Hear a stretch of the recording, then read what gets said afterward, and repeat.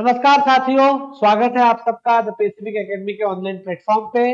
आज के इस लेक्चर में हम मध्य प्रदेश में जो शिक्षक भर्ती आई है संविदा की, उसके वर्ग 2 के पाठ्यक्रम के विषय में चर्चा करने वाले हैं और उसमें भी मुख्य रूप से हिंदी जो मुख्य विषय है उसके पाठ्यक्रम के विषय में विस्तृत चर्चा करने वाले हैं। तो संविदा जो शिक्षकों की भर्ती है मध्य प्रदेश में, आप सभी जानते हैं कि उसका नोटिफिकेशन आ गया है। उसके पाठ्यक्रम की क्या संरचना है उस पर हम चर्चा करते हैं।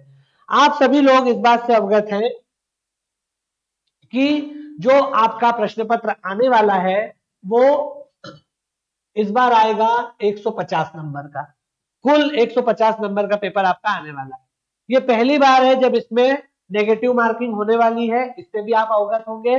तो इस बार आपको अतिरिक्त सजग रहने की आवश्यकता है, क्योंकि आपको जो प्रश्न सही करना है वो तो करना ही है, लेकिन गलत प्रश्न भी अगर आपके जाते हैं या होते हैं तो उससे आपके 0.25 मार्क्स कट जाएंगे। ठीक है, 1/4 नेगेटिव मार्किंग है।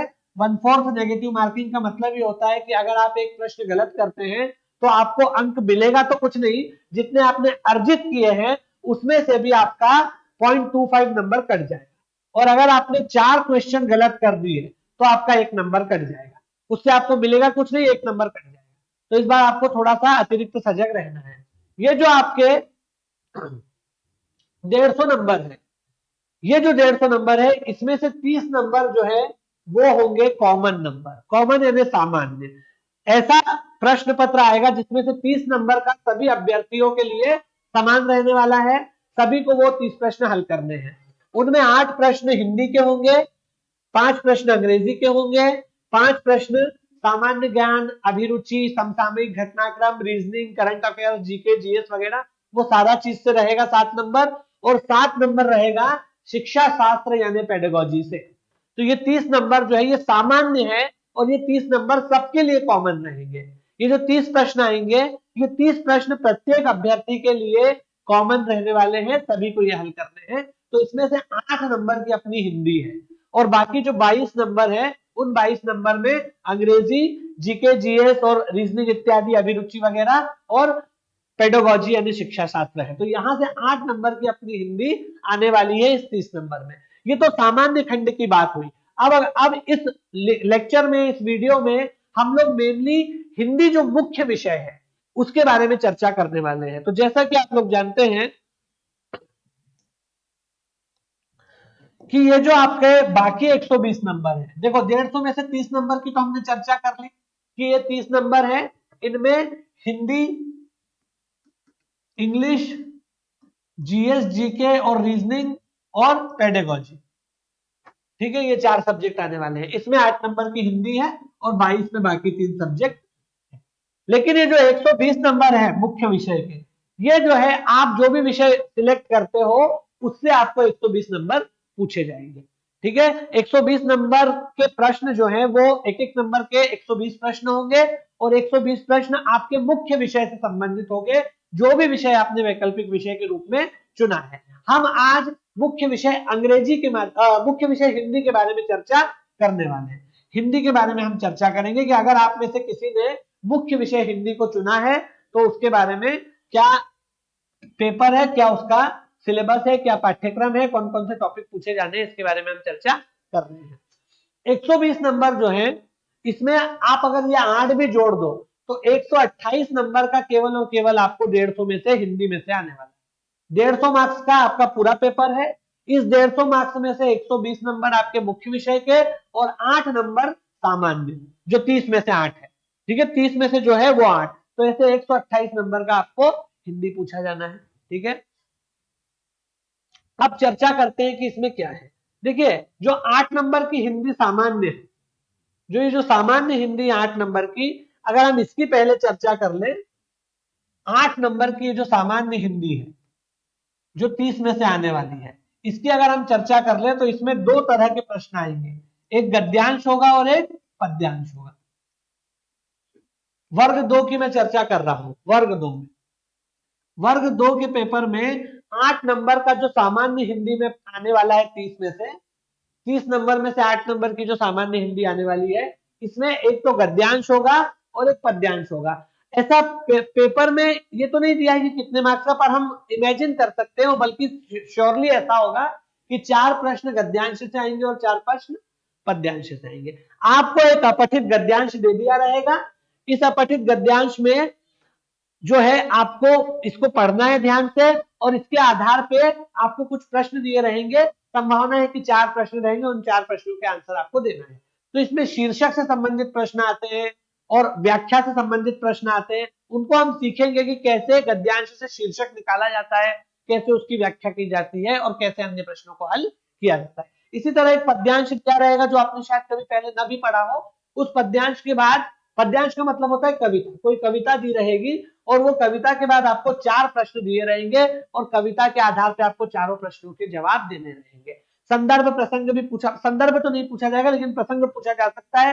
व्याख्या और शीर्षक इत्यादि से संबंधित प्रश्न इसमें रहेंगे। तो ये 8 प्रश्न आपको 30 नंबर में से हिंदी के सॉल्व करना है। या हम अभी सामान्य जो पाठ्यक्रम है उसकी बात कर रहे हैं, अभी हम मुख्य विषय यानी वैकल्पिक विषय पर नहीं आए। अभी हम जनरल बात कर रहे हैं, जनरल सब्जेक्ट की। अब आते हैं मुख्य विषय के सिलेबस पे। अगर आप लोगों ने वर्ग 2 में हिंदी को मुख्य विषय के रूप में यानी वैकल्पिक विषय के रूप में चुना है, तो आपको इन 8 के अलावा 120 नंबर के क्वेश्चन मुख्य विषय से आने वाले हैं। ये जो मुख्य विषय के 120 नंबर है, इसका पाठ्यक्रम क्या है, इसके बारे में हम लोग चर्चा करते हैं। ठीक है, तो देखिए जो मुख्य विषय है उसका पाठ्यक्रम क्या है। मुख्य विषय के पाठ्यक्रम में से 120 नंबर के आपके जो प्रश्न आने वाले हैं, उसमें इसको भाग ब की संज्ञा दी है। भाग अ जो है वो आपका सामान्य है। ठीक है, इसको भाग ब की संज्ञा दी है। भाग अ जो है वो आपका सामान्य वाला है, ये वाला देखिए भाग अ, ये सबके लिए कॉमन है। भाग अ जो है ये क्या है, सभी के लिए कॉमन है, इसको हम सामान्य बोलते हैं। ये भाग अ है जो 30 नंबर का आएगा, जिसमें 8 नंबर की हिंदी आएगी और 22 में बाकी ये 3 विषय होंगे। अब भाग ब जो कि आपका वैकल्पिक विषय है, जो कि आपका वैकल्पिक विषय है मुख्य भाषा हिंदी, इसमें से 120 नंबर के प्रश्न आएंगे और इसका क्या सिलेबस है देखते हैं। देखिए इसमें पहला खंड है भाषा की समझ या अवबोध। भाषा की समझ या अवबोध से संबंधित प्रश्न पूछे जाएंगे। भाषा का आपका ज्ञान चेक करने के लिए, भाषा का आपका बोध यानी आपकी समझ कैसी है भाषा के लिए, ये आपसे चेक किया जाएगा। ठीक है, इसमें पहला है वाक्य बोध या भाषा बोध। वाक्य बोध में मेनली आपके वाक्य से संबंधित प्रश्न है और भाषा बोध का मतलब भाषा से। ठीक है, विराम चिन्ह एवं उनका प्रयोग। विराम चिन्ह क्या होते हैं, वाक्यों में उनका प्रयोग कैसे किया जाता है, ये वाक्य से संबंधित है। तो विराम चिन्ह और उनका वाक्यों में प्रयोग, बहुत सारे विराम चिन्ह हिंदी भाषा में है, अर्ध विराम, पूर्ण विराम, अल्प विराम और भी कई सारे, जिनकी हम विस्तृत चर्चा करेंगे और कहां कहां उनका उपयोग होता है और वाक्यों में कैसे प्रयोग होता है ये देखेंगे।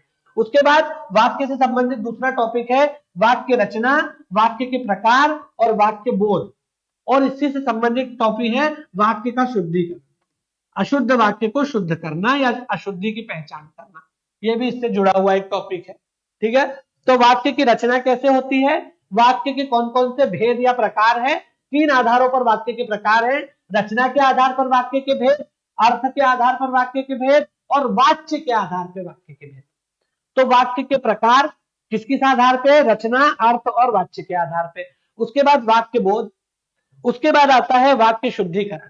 वाक्य शुद्धिकरण मतलब अशुद्ध वाक्य को शुद्ध वाक्य में बदलना या किसी अशुद्ध वाक्य में अशुद्धि को चिन्हित करना, उसकी पहचान करना। इसके अलावा वाक्य से संबंधित एक और प्रश्न आता है वाक्य रूपांतरण या वाक्य परिवर्तन। वाक्य रूपांतरण या वाक्य परिवर्तन, वो भी इसमें पूछा जाएगा आपसे। वाक्य रूपांतरण या वाक्य परिवर्तन का मतलब यह है कि एक प्रकार के वाक्य को दूसरे प्रकार के वाक्य में कैसे परिवर्तित या रूपांतरित किया जाता है। जैसे अगर आपको कोई मिश्रित वाक्य दिया है या मिश्र वाक्य दिया है, तो उसको सरल वाक्यों में कैसे बदलते हैं, संयुक्त वाक्य को सरल वाक्य में कैसे बदलते हैं, संयुक्त वाक्य को मिश्र वाक्य में। तो एक प्रकार के वाक्य को दूसरे प्रकार के वाक्य में कैसे तब्दील किया जाता है, उसको कैसे रूपांतरित किया जाता है, ये भी इसमें पूछा जा सकता है। तो इसको अपने को डिस्कस करना है डिटेल में। उसके बाद मुहावरे, लोकोक्तियां और उनका वाक्यों में प्रयोग, ये भी वाक्य और भाषा दोनों से संबंधित चीज है। तो मुहावरे क्या होते हैं, लोकोक्तियां क्या होती है, उनका वाक्यों में प्रयोग। उसके बाद भाषा से संबंधित अगला टॉपिक है, क्योंकि इसका इस टॉपिक का नाम है वाक्य बोध और भाषा बोध। तो अभी तक हम लोगों ने पहला जो अपना देखा विराम चिन्ह और उनका प्रयोग, वाक्य रचना, इन सबका संबंध वाक्य से भी है और भाषा से भी है। उसके बाद अगला टॉपिक हमारा क्या है, बोली, विभाषा, मातृभाषा, राष्ट्रभाषा और राजभाषा। इन सब के बारे में हमको चर्चा करना है कि ये सब क्या होते हैं, एक दूसरे से कैसे अलग है, बोली क्या होती है, विभाषा क्या होती है, मातृभाषा क्या होती है, राष्ट्रभाषा क्या होती है, राजभाषा क्या होती है, इनकी विशेषताएं क्या है, ये कैसे एक दूसरे से अलग है, क्या इनकी प्रवृत्तियां हैं, ये सब अपने को डिटेल में देखना है। ठीक है, तो ये जो है हमारा ये पहला हिस्सा यहाँ पर कंप्लीट हो जाता है, जिसको हम कहते हैं वाक्य बोध या भाषा बोध। अब अगला टॉपिक अगर हम देखें तो वो है काव्य बोध। भाषाई समझ या अवबोध के अंतर्गत ही अगला टॉपिक है हमारा काव्य बोध। काव्य का मतलब होता है कविता, तो हिंदी की कविता से संबंधित ये टॉपिक है बेटा। ठीक है, इसमें आपसे हिंदी की कविता में जो प्रवृत्तियां हैं उसमें क्या क्या टॉपिक्स हैं वो सब आपसे पूछे जाएंगे। तो काव्य बोध का मतलब होता है हिंदी कविता, कविता में आने वाली सभी चीजें, कविता से जुड़े सारे मुद्दे, कविता से जुड़े सारे टॉपिक इस खंड के अंतर्गत आपसे पूछे जाने की संभावना है। जो सिलेबस में दिया है वो क्या है, देखिए काव्य की परिभाषा, काव्य की परिभाषा, उसके बाद काव्य के भेद, काव्य के भेदों में प्रबंध काव्य और मुक्तक काव्य। ठीक है, प्रबंध काव्य के फिर 3 भेद होते हैं, महाकाव्य, खंड काव्य और आख्यानक गीतियां। मुक्तक काव्य के 2 भेद होते हैं, गेय मुक्तक और पाठ्य मुक्तक। इस सबको अपने को डिटेल में पढ़ना है।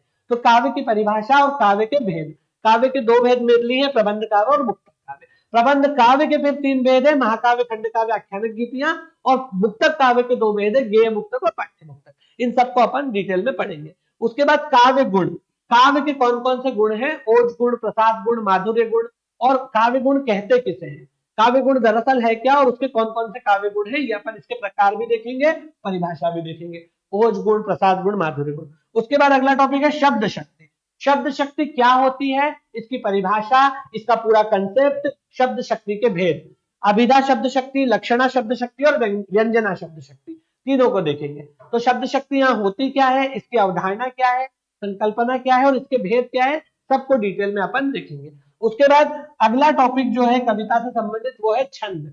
छंद के बारे में आपने जरूर सुना होगा। छंद जो है वो कविता का एक महत्वपूर्ण टॉपिक है, क्योंकि छंद का मतलब होता है कविता में जो लय होती है, जो मीटर होता है उससे। छंद में हमें मात्रिक छंद और वर्णिक छंद क्या होते हैं, तो दोनों का बेसिक कंसेप्ट कि मात्रिक छंद क्या है, वर्णिक छंद क्या है। उसके बाद कुंडलियां, घनाक्षरी, मंदाकांता, छप्पय, कवित्त, सवैया, और सवैया में मत्त गयंद और दुर्मिल, ये सारी चीजें इसमें पढ़नी है। तो आपको वर्णिक छंद और मात्रिक छंद का बेसिक कंसेप्ट पढ़ना है। उसके बाद आपको कौन कौन से छंद पढ़ने हैं, कुंडलियां आपको पढ़ना है, घनाक्षरी, मंदाकांता, छप्पय, कवित्त, सवैया, और उसमें मत्त गयंद और दुर्मिल, ये दोनों आपको पढ़ने हैं। ठीक है, इसके बाद अगला टॉपिक हिंदी कविता से संबंधित है अलंकार। अलंकार भी काव्य का एक इंटेग्रल पार्ट है, उसका एक अभिन्न हिस्सा है। अलंकारों में हमको कौन कौन से अलंकार, पहले तो अलंकार क्या होते हैं इसकी बेसिक समझ, अलंकार किसे कहते हैं, कैसे प्रयोग में आते हैं, इससे संबंधित सारे टॉपिक पढ़ने हैं।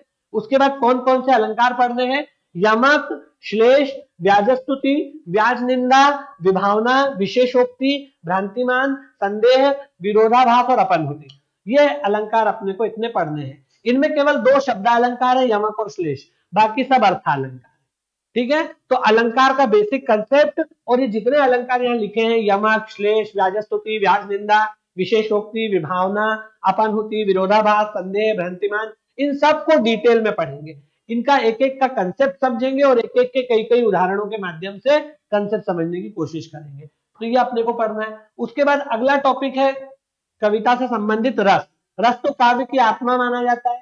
ठीक है, रस जो है वो काव्य की आत्मा है, काव्य का सबसे महत्वपूर्ण गुण, कविता का सबसे इंपॉर्टेंट पार्ट है रस। तो रस क्या होते हैं, इसका परिचय, रस का परिचय कि रस दरअसल होते क्या है, इसका पूरा परिचय। उसके बाद रस के कौन कौन से अंग होते हैं, जैसे विभाव है, संचारी भाव है, अनुभाव है, स्थायी भाव है, रस के अंग और रस के भेद। 11 रस अब आजकल माने जाने लगे हैं, तो प्रत्येक रस को हम डिटेल में पढ़ेंगे, प्रत्येक के उदाहरण देखेंगे। इस तरीके से ये वाला आपका काव्य खंड में ये वाला टॉपिक है। काव्य खंड यहां पर समाप्त हो गया। ठीक है, तो पहला खंड हमारा था वाक्य खंड या भाषा खंड। पहला खंड हमारा कौन सा है, मुख्य विषय में। अगर हम 120 नंबर के मुख्य पाठ्यक्रम की चर्चा करें, अगर हम 120 विषय के प्रमुख जो वैकल्पिक विषय हिंदी है उसके पाठ्यक्रम की चर्चा करें, तो पहला भाग हमने उसमें देखा वाक्य बोध या भाषा बोध, और दूसरा भाग देखा काव्य बोध। अब तीसरा भाग जो है वो है आपका अपठित बोध। तीसरा भाग कौन सा है? अपठित बोध। अपठित बोध में आपको एक अपठित गद्यांश आएगा और दूसरा अपठित पद्यांश आएगा। इसका शीर्षक, सारांश और व्याख्या, इसके बारे में प्रश्न पूछे जाएंगे, तो हमको ये पढ़ना है। यही जो है यहां पर भी आएगा और यही 8 नंबर का आपका काय में आएगा? कॉमन में, जो कॉमन हिंदी है उसमें। जो 30 नंबर की कॉमन हिंदी भाग अ में आने वाली है उसमें भी एक गद्यांश आएगा और एक पद्यांश आएगा। क्लियर है? तो ये दोनों जगह आएगा। 30 नंबर का जो कॉमन पार्ट है भाग अ, उस भाग अ में भी 8 नंबर में 4 नंबर का गद्यांश, 4 नंबर का पद्यांश आएगा। और यही जो 120 नंबर का आपका मुख्य विषय है इसमें भी अपठित बोध में एक गद्यांश आएगा, एक पद्यांश। अपठित गद्यांश होगा और एक अपठित कविता होगी। दोनों से संबंधित प्रश्न आपको हल करना है, इनका शीर्षक, सारांश और व्याख्या इनके संदर्भ में। अगला हिस्सा है निबंध लेखन का। निबंध लेखन के हिस्से में आपसे सामाजिक, सांस्कृतिक और समसामयिक, समसामयिक मतलब करंट, तो सामाजिक विषयों पर, सांस्कृतिक विषयों पर, समसामयिक विषयों पर, विचारात्मक भावात्मक विषयों पर और ललित विषयों पर निबंध लेखन से जुड़े हुए प्रश्न पूछे जाएंगे। क्लियर है? तो कोई करंट में भी हो सकता है, समसामयिक मतलब करंट इशू से संबंधित, कोई सामाजिक सांस्कृतिक विषय से संबंधित, कोई हो सकता है कि ललित निबंध हो, कलात्मक निबंध हो। ललित निबंध मतलब विभिन्न कलाओं पर आधारित कलात्मक निबंध, ठीक है, कलात्मक निबंध हो सकता है, या कोई विचारात्मक भावात्मक निबंध भी हो सकता है, इससे संबंधित प्रश्न आएंगे। अगला खंड जो है वो है आपका पत्र लेखन का 5वां हिस्सा, ठीक है, पत्र लेखन है। पत्र लेखन में औपचारिक पत्र, अनौपचारिक पत्र, सामयिक समस्याओं के समाधान हेतु एवं संपादक के नाम पत्र पूछे जा सकते हैं। तो कौन कौन से पत्र होंगे? औपचारिक पत्र, जो आप ऑफिसेस वगैरह में कार्यालयीन पत्र जो होते हैं, औपचारिक को क्या कहते हैं? कार्यालयीन पत्र। तो कार्यालयीन पत्र और इनके प्रारूप, क्योंकि इनके निश्चित प्रारूप होते हैं, फॉर्मेट होते हैं। कार्यालयीन पत्र आप अपने मन से कैसे भी नहीं लिख सकते, उसके निश्चित प्रारूप होते हैं। तो कार्यालयीन पत्र जो औपचारिक पत्रों के अंतर्गत आते हैं, इनके जो निश्चित प्रारूप है इनको देखना है। उसके बाद अनौपचारिक पत्र, अनौपचारिक पत्र मतलब जो बधाई पत्र होते हैं, जो शुभकामनाओं वाले पत्र होते हैं, जनरली जो पारिवारिक पत्र होते हैं वो। उसके बाद सामयिक समस्याओं के समाधान हेतु जो पत्र लिखे जाते हैं, जिनको हम शिकायती पत्र बोलते हैं, तो शिकायती पत्र भी इसमें हो सकते हैं। और संपादक के नाम जो पत्र लिखे जाते हैं विभिन्न अखबारों में, समाचार पत्रों में, पत्रिकाओं में जो संपादक को पत्र लिखे जाते हैं वो भी इसमें है। तो अखबारों, समाचार पत्र, पत्रिकाओं इत्यादि में लिखे जाने वाले पत्र, ये सब अपने को देखना है। इसके बाद जो अगला है वो है हिंदी साहित्य, 6वां हिस्सा है हिंदी साहित्य, ठीक है। ये 5 तक अपना समझ में आ गया, पत्र लेखन तक। अब अगला हिस्सा जो है वो है हिंदी साहित्य का। अभी तक हम लोग जो है जनरल चीजें देख रहे थे, अब थोड़ा सा डीप लेवल की चीज आएगी, क्योंकि अब आ गया है लिटरेचर, साहित्य। तो साहित्य थोड़ा सा गहरा स्तर है, ठीक है। हिंदी साहित्य में क्या क्या पूछा जाएगा? हिंदी काव्य यानी पद्य और उसका विकास, कविता और उसका विकास। देखिए हिंदी साहित्य में जो गद्य है वो तो आधुनिक काल में ही आया है, उससे पहले पूरा का पूरा हिंदी साहित्य कविता के रूप में है, गद्य में नहीं है, ठीक है। गद्य जो है वो आधुनिक विधा है, आप लोग जानते ही हैं कि गद्य जो है वो आधुनिक विधा है। इसके पहले का जो पूरा साहित्य है वो पूरा का पूरा गद्य में है, आधुनिक काल में ही पूरा का पूरा पद्य में है। केवल आधुनिक काल का जो साहित्य है वो गद्य में है, उसके पहले का सारा साहित्य कविता के रूप में है। तो अपने को जब हम हिंदी साहित्य का इतिहास पढ़ते हैं तो वो मेनली हिंदी कविता का इतिहास होता है, क्योंकि आधुनिक काल से पहले तो साहित्य केवल कविता के रूप में है, ठीक है। तो हिंदी काव्य यानी कविता और उसका ही मतलब होता है पद्य। तो हिंदी कविता और उसका विकास अपने को पढ़ना है। उसमें क्या क्या पढ़ना है? पद्य साहित्य का विकास, जो हिंदी साहित्य का विकास है वो 4 कालों में हम पढ़ते हैं। आदि काल, जिसको वीरगाथा काल भी बोलते हैं, भक्ति काल, उसके बाद आता है रीति काल, ठीक है, और फिर आधुनिक काल आता है। तो सबसे पहले आदिकाल यानी वीरगाथा काल में कविता कैसी थी, उसकी क्या प्रवृत्तियां, क्या विशेषताएं थी, भक्ति काल में कविता का स्वरूप कैसा था, रीति काल में कविता का स्वरूप कैसा था, इसका सामान्य परिचय, और उस समय जो भी कवि थे उन कवियों का साहित्यिक परिचय, ठीक है। कवियों का साहित्य, जैसे अगर आप आदिकाल पढ़ रहे हो तो पृथ्वीराज रासो है, चंद्रवरदाई की, जगनीक एक कवि है, ठीक है। ऐसे कवि जो प्रमुख कवि रहे हैं उनका सामान्य साहित्यिक परिचय अपने को पढ़ना है। भक्ति काल में जायसी है, तुलसी है, सूर है, मीराबाई है, बहुत सारे कवि है, सबको अपने को देखना है। रीति काल में बिहारी है, घनानंद है, और भी पद्माकर है, बहुत सारे कवि है जिनको अपने को देखना है। तो पद्य साहित्य का विकास और आदिकाल, भक्तिकाल, रीतिकाल का सामान्य परिचय और उनके कवियों का साहित्यिक परिचय, जिसके अंतर्गत अपने को उनकी रचनाएं देखनी है कौन कौन सी है, उनकी काव्यगत विशेषताएं समझनी है, भाव पक्ष समझना है और कला पक्ष समझना है। तो अपने को कवियों का परिचय, जीवन परिचय नहीं पढ़ना है। कवियों का देखिए सामान्य इसमें लिखा है कि आपको कवियों का क्या पढ़ना है, साहित्यिक परिचय पढ़ना है, साहित्यिक परिचय पढ़ना है, जीवन परिचय नहीं पढ़ना। साहित्यिक परिचय का मतलब यह होता है कि उनकी रचनाएं, साहित्यिक परिचय का क्या मतलब होता है, कवियों की कौन कौन सी रचनाएं हैं, उनकी काव्यगत विशेषताएं क्या है, मतलब उन्होंने किन विषयों पर कविताएं लिखी है। तो कवियों की साहित्यिक रचनाएं, उनकी काव्यगत विशेषताएं, भाव पक्ष और कला पक्ष। भाव पक्ष मतलब कंटेंट क्या है और कला पक्ष मतलब शैली क्या है, भाषा क्या है, शिल्प क्या है, अलंकार छंद कैसे प्रयोग किए, ये सब। तो कवियों का साहित्यिक परिचय अपने को पढ़ना है, आदिकाल के कवियों का भी, भक्तिकाल के कवियों का भी और रीतिकालीन कवियों का भी। इसका अगला टॉपिक अगर अपन देखें हिंदी साहित्य का, तो अब आता है आधुनिक काल। देखिए अभी तक हमने यहाँ पर क्या देखा, आदिकाल, भक्तिकाल और रीतिकाल, ये तीन काल देखे। अगला काल है आधुनिक काल, और आधुनिक काल में कविता के साथ साथ क्या आ गया, गद्य भी आ गया। इन तीनों में केवल कविता है, इसमें गद्य नहीं है। आदिकाल में भी कविता है, भक्ति काल में भी, रीतिकाल में भी कविता है, गद्य का विकास अभी नहीं हुआ है। आधुनिक काल में कविता भी थी और गद्य भी था। इसमें एक नई चीज क्या आ गई, गद्य भी आ गया, और कविता तो पहले से थी। तो इसमें पद्य और गद्य दोनों है। तो आधुनिक काल की प्रमुख प्रवृत्तियां, जिनमें अगर हम कविता की बात करें तो छायावाद, रहस्यवाद, प्रगतिवाद, प्रयोगवाद, नई कविता, इसका सामान्य परिचय और कवियों का भी सामान्य परिचय। ठीक है, तो ये सब पद्य की है, अभी इसमें गद्य की तो बात हुई नहीं है।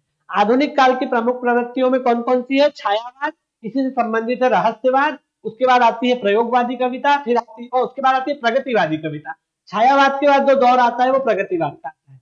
तो छायावाद, उससे जुड़ा हुआ है रहस्यवाद, उसके बाद का दौर प्रगतिवादी कविताओं का, उसके बाद प्रयोगवादी कविताओं का, फिर नई कविताएं, तार सप्तक की जो कविताएं, नई कविताएं हैं, वहां से हमको इनका सामान्य परिचय पढ़ना है। और सामान्य परिचय के साथ साथ इनके जो कवि हैं, छायावाद के कवि, रहस्यवाद के कवि, प्रगतिवाद के कवि, प्रयोगवाद के कवि, नई कविता के कवि, इन सब कवियों का साहित्यिक परिचय। साहित्यिक परिचय मतलब इनकी रचनाएं, इनकी काव्यगत विशेषताएं, भाव पक्ष और ये सब इसके अंतर्गत पढ़ना है। उसके बाद अगला टॉपिक जो है वो है हिंदी गद्य। मैंने आपको बताया कि आधुनिक काल में क्या हुआ, आधुनिक काल में पद्य के साथ साथ गद्य का भी विकास हुआ। तो हिंदी गद्य और उसका विकास, ये अपने को आधुनिक काल में पढ़ना है। हिंदी गद्य और उसके विकास में गद्य साहित्य की विविध विधाएं, जैसे निबंध, नाटक, कहानी और उनका सामान्य परिचय, लेखकों का परिचय, उनकी रचनाएं, भाषा शैली इत्यादि, ये सब पढ़ना है। तो गद्य साहित्य की कौन कौन सी विधाएं अपने को पढ़नी है, निबंध, नाटक और कहानी, और उनका सामान्य परिचय, लेखकों का परिचय, उनकी रचनाएं और उनकी भाषा शैली इत्यादि पर विस्तृत चर्चा अपने को करनी है। ठीक है, इसके बाद ब हिस्सा है। ब हिस्से में क्या है, भाषाई विकास हेतु तो निर्धारित शिक्षा शास्त्र। ये जो विषय है इसका संबंध आपके पेडागोजी से, क्योंकि देखिए इसमें शब्द लिखा है शिक्षा शास्त्र। ठीक है, तो लेकिन फिर भी क्योंकि इसका संबंध हिंदी से भी है, तो मैं आपको हिंदी के अंतर्गत भी इसको बताऊंगा कि भाषा सीखना और उसकी ग्रहणशीलता, इसका संबंध बेसिकली पेडागोजी से है। ठीक है, अपना जो कोर है ना, हिंदी का जो कोर सिलेबस है वो यहाँ कंप्लीट हो गया। यहाँ पर जो अपना हिंदी का कोर सिलेबस है वो यहीं तक, हिंदी का कोर सिलेबस मुख्य विषय का यहीं तक है, वैकल्पिक विषय का यहीं तक है। इसके बाद जो हिस्सा है उसका संबंध मुख्यतः पेडागोजी से है, वो भी अपन डिटेल में पढ़ेंगे। भाषा सीखना और ग्रहणशीलता, भाषा शिक्षण के सिद्धांत, भाषा के शिक्षण में सुनने बोलने की भूमिका, भाषा के कार्य, बच्चे भाषा का प्रयोग कैसे करते हैं, मौखिक और लिखित अभिव्यक्ति के अंतर्गत भाषा सीखने में व्याकरण की भूमिका, ये सारे टॉपिक अपने को पढ़ने हैं। उसके बाद भाषा शिक्षण में विभिन्न स्तरों के बच्चों की चुनौतियां, कठिनाइयां, त्रुटियां, क्रमबद्धता, भाषा के 4 कौशल होते हैं, सुनना, बोलना, पढ़ना और लिखना, इन सभी का मूल्यांकन, कक्षा में शिक्षण अधिगम सामग्री, पाठ्य पुस्तक, दूरसंचार, दृश्य एवं श्रव्य सामग्री, बहुकक्षा स्रोत और पुनः शिक्षण, ये सब पेडागोजी से संबंधित है। लेकिन क्योंकि इनका संबंध किसके साथ है, भाषा के कौशल के साथ है, इसलिए अपन इनको भी पढ़ेंगे। क्योंकि इसका संबंध भले ही पेडागोजी से हो, लेकिन ये है भाषा से संबंधित। ठीक है, तो यहाँ पर भाषा के जैसे 4 कौशल है, सुनना, लिखना, पढ़ना, बोलना, इनका मूल्यांकन कैसे करते हैं, अधिगम सामग्री पाठ्यक्रम क्या होता है, उसके बाद भाषा को के शिक्षण की अलग अलग स्तरों पर क्या चुनौतियां आती है, क्या कठिनाइयां आती है, कौन कौन सी त्रुटियां रह जाती है, क्रमबद्धता क्या है, उनका समाधान कैसे होता है, ये सब अपने को इसमें देखना है। ठीक है, तो ये जो है अपना हिंदी का पाठ्यक्रम है मुख्य विषय का। अब आप लोगों को मैं ये बताना चाहता हूं कि जो हिंदी का हमारा पाठ्यक्रम है ये 120 नंबर का मुख्य विषय का जो है, और 150 में से 120 नंबर का मुख्य विषय का है, और 30 में से 8 नंबर का आपका सामान्य है। तो 128 नंबर की हिंदी आपसे टोटल 150 में से पूछी जानी है। इसकी तैयारी अपने को बहुत शानदार तरीके से करनी है, और मैं आपको बता रहा हूं कि आप अगर इसकी तैयारी ठीक से करते हो तो आप इन 128 में से 120 नंबर तो लेने की स्थिति में रहोगे।